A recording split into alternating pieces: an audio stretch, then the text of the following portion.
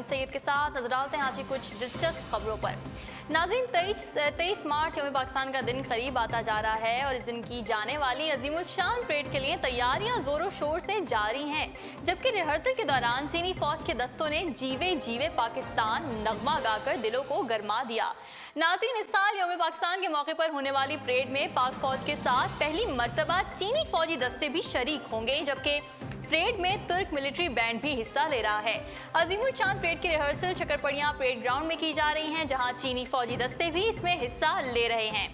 चीनी दस्ते में चीनी की बहरिया, फिजाइया और बर्री फौज के एहलकार भी शामिल हैं। रिहर्सल की एक वीडियो भी जारी की गई है जिसमें देखा जा सकता है कि चीनी दस्ता मार्च करते हुए गुजर रहा है और इस दौरान वो मशहूर नगमा जीवे जीवे पाकिस्तान भी गा रहा है। आइए आपको भी दिखाते हैं।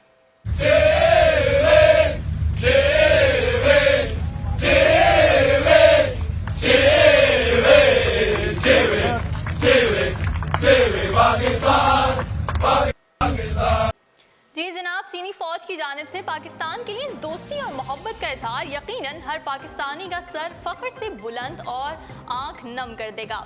यहाँ आपको ये भी बताती चलूँ कि साबिक सदर जनरल रिटायर्ड परवेज मुशर्रफ के दौरे हुकूमत में सिक्योरिटी खदशात के पेश नज़र साल से मुनक़िद की जाने वाली यौम पाकिस्तान की परेड का इनेकाद रोक दिया गया था, जिसका दोबारा आगाज 7 साल बाद यानी 23 मार्च 2015 से हुआ था। नाज़रीन, आज हम थोड़ी बात करेंगे खुश रहने के बारे में। आज आपने अपने दिन का आगाज़ कैसे किया? क्या आपने अपने इर्द गिर्द के लोगों में एक भरपूर मुस्कुराहट के साथ खुशी फैलाई? अगर नहीं किया तो अब करें, क्योंकि ये निहायत ज़रूरी है। नाज़रीन, गुज़िश्ता रोज़ खुश रहने का आलमी दिन मनाया गया था, क्योंकि सन 2011 में अक़वाम मुत्तहिदा ने इस बात को तस्लीम किया था कि खुशी और खुश रहना इंसान का बुनियादी मकसद है, जिसके बाद अगले बरस इस दिन को बाकायदा मनाने की तजवीज़ मंजूर कर ली गई थी। अच्छा, यहाँ पर अक़वाम मुत्तहिदा की एक रिपोर्ट भी शामिल करती चलूँ, जिसके मुताबिक पाकिस्तानी भारतीयों से ज़्यादा खुशो खुर्रम है। नाज़रीन, क्या आप जानते हैं कि पाकिस्तानी कौम खुश रहने की आदी है और इस सिलसिले में इसने भारतीयों को भी पीछे छोड़ दिया है। खुश रहने के आलमी दिन के मौके पर अक़वाम मुत्तहिदा की जानिब से एक रिपोर्ट जारी की गई थी, जिसमें मुख्तलिफ ममालिक के बाशिंदों के खुश रहने की बुनियाद पर दर्जा बंदी की गई थी। 155 ममालिक में से पाकिस्तान 80 नंबर पर है और हैरत अंगेज बात यह है कि गुज़िश्ता बरस खुश रहने वाले ममालिक में से पाकिस्तान 92 नंबर पर था। इस फहरिस्त में भारत का नंबर 122वां है और ये अमर भी हैरत अंगेज है कि गुज़िश्ता बरस भारत 118वें नंबर पर मौजूद था। अच्छा, अब अगर बात की जाए कि कौन से ऐसे अवामिल हैं जिनकी बुनियाद पर खुशी का पैमाना नापा गया था, तो इस फहरिस्त को 6 अवामिल की बुनियाद पर मुरतब किया गया है। मुल्की मईशत, तिब, आज़ादी, सखावत, समाजी ताउन और तिजारत या हुकूमती शोबों में कम से कम करप्शन। फहरिस्त में पहला नाम नॉर्वे का है, जिसका मतलब यह है कि जनाब नॉर्वे के बाशिंदे दुनिया के सबसे ज़्यादा खुश रहने वाले अफराद हैं। नाज़रीन, अब यहाँ एक बहुत ही अहम सवाल उठता है कि खुश रहा कैसे जाए। यूँ तो मायरीन खुश रहने के बहुत से तरीके बताते हैं, लेकिन ये 3 तरीके जो मैं आपको बताने जा रही हूँ ऐसे हैं जिनसे हर शख्स मुत्तफिक है, और अगर आप भी खुशी की तलाश में हैं तो इन तरीकों पर अमल करें। और ये तरीके मैं नहीं बता रही, बल्कि मुख्तलिफ साइकोलॉजिस्ट खुश रहने के लिए 3 बेसिक चीज़ें ज़रूर बताते हैं। पहला काम यह है कि जो काम आप करना सबसे ज़्यादा पसंद करते हैं वो लाजमी सर अंजाम दें। नाज़रीन, देखा जाए तो हम में से बहुत से अफराद इसलिए नाखुश रहते हैं क्योंकि वो ज़िंदगी में नापसंदीदा काम सर अंजाम दे रहे होते हैं। जो काम वो करना नहीं चाहते वो कर नहीं पाते, लेकिन लिहाजा उनकी ज़िंदगी से खुशी और इत्मीनान का अंसर ख़त्म हो जाता है और वो थके थके या बेजार से लगते हैं। माहिरीन का कहना यह है कि जो काम करने की ख्वाहिश आपके दिल में मौजूद हो, इसे करना आपको खुशी देता हो, ये कुछ भी हो सकता है। अगर आप पेंटिंग करना चाहते हैं लेकिन किसी खुश सी नौकरी में मसरूफ़ हैं, तो हफ्ते में वक्त निकाल कर पेंटिंग ज़रूर करें। और जनाब, इसके बाद जो दूसरा काम आपने लाजमी करना है वो है अपनी पसंदीदा चीज़ हासिल करना। जो चीज़ें आपको खुशी देती हैं उन्हें हासिल करने की कोशिश करें। कोई किताब, कोई लिबास, कोई सजावट की चीज़। बाज़ अफराद कोई डिश खाना पसंद करते हैं या वो डिश खाना चाह रहे होते हैं लेकिन मसरूफियत के बायस नहीं खा पाते। अपने मसरूफ़ शेड्यूल में से वक्त निकाल कर इसे ज़रूर खाने जाएं नाज़रीन, और इससे आपको अपने अंदर खुशी और तवानाई का एहसास होगा। और अगर आपकी पसंदीदा चीज़ महंगी है, जैसे कोई महंगी गाड़ी या मोटर बाइक, तो ये आपको मेहनत से काम करने और कामयाब बनने की तरफ माइल करेगी, ताकि आप अपनी ख्वाहिश की तकमील कर सकें। अब नाज़रीन, आखिरी बात जो सबसे ज़्यादा ज़रूरी है वो है किसी की मदद करना, क्योंकि मदद करना एक ऐसी चीज़ है जिससे अपनी ज़ात के साथ साथ दूसरों की ज़ात को भी फ़ायदा हासिल होता है। खुशी हासिल करने का ये सदियों पुराना और आजमूदा तरीका है। अपनी ख्वाहिशात की तकमील करने के बाद भी आपको इतनी खुशी नहीं होगी जितनी किसी की मदद करने की होगी।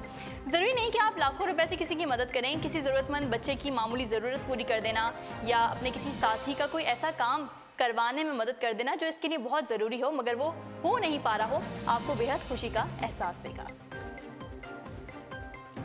अब नाज़रीन आपको ले चलते हैं एक सैलून जहां कुछ अजीब फैसिलिटी मुतारिफ करवाई गई है। नाज़रीन हर गुजरते रोज़ के साथ हेयर ड्रेसिंग और इससे मुंसलिक शोबों में मुनफरिद तौर तरीके सामने आ रहे हैं। सांप का नाम सुनते ही ज़्यादातर लोग डर जाते हैं, मगर जर्मनी में एक हेयर ड्रेसर सांप से लोगों की गर्दन के मसाज का काम लेने लगा है। जर्मन हेयर ड्रेसर ने भी सांप के जरिए मसाज की हैरतअंगेज सर्विस मुतारिफ करवा दी है और इस अनोखी सर्विस के तहत बाल कटवाने के लिए आने वाले शहरियों को पहले गर्दन के मसाज की सहूलत फराहम की गई है और इस सहूलत के लिए भारी भरकम पैंथन सांप को भी कस्टमर की गर्दन से लपेट कर मसाज फराहम किया जाता है। ये पैथन सांप इस सैलून में गुज़श्ता 13 साल से लोगों के मसाज कर रहा है।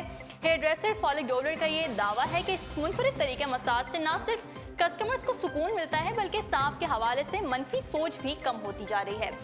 यहाँ आपको बताते चलूँ कि इससे कबल बहावलपुर के हेयर ड्रेसर शफकत राजपूत की आग के जरिए हेयर कटिंग के चर्चे हुए थे और शफकत राजपूत बाल काटने के लिए सर पर पाउडर और एक खास किस्म का केमिकल डालकर पहले आग लगाते थे, फिर 3 कैंचियों की मदद से बड़ी महारत के साथ बालों को न सिर्फ काटते थे बल्कि स्टाइल भी देते थे। अब नाज़रीन आपको ले चलते हैं टेक्नोलॉजी पॉइंट की जानिब। एप्पल ने आईफोन 7 का नया मॉडल मुतारिफ करवा दिया है और एड्स से मुताल्लिक आगाही और रोकथाम के लिए कंपनी ने लाल रंग का खुसूसी मॉडल पेश किया है। आईफोन की जानिब से आईफोन 7 का 7 प्लस खुसूसी एडिशन मार्केट में फ़रोख्त करने के लिए पेश कर दिया गया है, जिसका मकसद आवाम में एड्स से मुताल्लिक आगाही फैलाना है। एप्पल कंपनी के मुताबिक एल्युमिनियम बॉडी में पेश करदा ये सुर्ख रंग का आईफोन एप्पल और एड्स के लिए काम करने वाली खैराती इदारे रीड के मुश्तरका ताउन से पेश किया गया है और स्पेशल एडिशन के मोबाइल फ़रोख्त की कुछ रकम एड्स के मरीजों के इलाज और ख़ात्मे के लिए दी जाएंगी। एप्पल के बानी का ये कहना है कि सार्फिन सुर्ख आईफोन खरीद कर एड्स के खिलाफ जारी जद्दोजहद में अपना किरदार अदा कर सकते हैं और इसी के जरिए मूसी बीमारी के फैलाव को भी रोका जा सकता है। टिम कुक ने कहा है कि स्पेशल एडिशन की लॉन्चिंग हमारे लिए बड़ा एजाज़ है और इस मकसद पर काफ़ी अरसे से एड्स की खैराती तंजीम के साथ मिलकर काम किया जा रहा था, लेकिन खुसूसी सेट की लॉन्चिंग पर गुज़श्ता बरस से काम जारी था। जी नाज़रीन, रेसलमेनिया 33 में 2 अप्रैल को 2 बड़े मुकाबले होने जा रहे हैं। अंडरटेकर रिंग में रोमन रेंज से मुकाबले के लिए तैयार है, जबकि गोल्डबर्ग एक बार फिर ब्रूक लेंसर को पछाड़ने के लिए बिल्कुल बेताब नजर आ रहे हैं। रेसलमेनिया को 1991 में अंडरटेकर की जीत के बाद रेसलमेनिया का नाम दिया गया था और रेसलमेनिया के मुकाबले में अंडरटेकर को सिर्फ एक बार 2014 में ब्रूक लेंसर से शिकस्त हुई थी, जबकि 22 में वो फातेह करार पाए थे।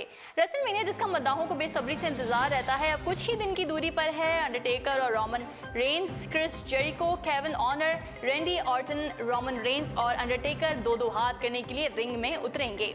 ट्रिपल एच और सेथ रोलिंस में भी अनबन नजर आने लगी है, लेकिन उम्मीद है कि जल्द ही ट्रिपल एच की भी रिंग में रोलिंस की फाइट के साथ वापसी हो जाएगी।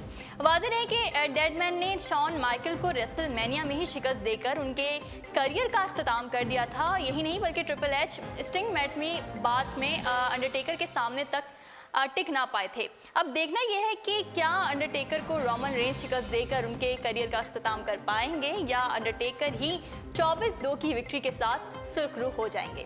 नाज़रीन, अब तक के लिए इतना ही। मज़ीद खबरों और अपडेट्स के लिए आप विजिट कर सकते हैं हमारी वेबसाइट www.urdupoint.com। फिलहाल मुझे दीजिए इजाज़त। अल्लाह हाफ़िज़।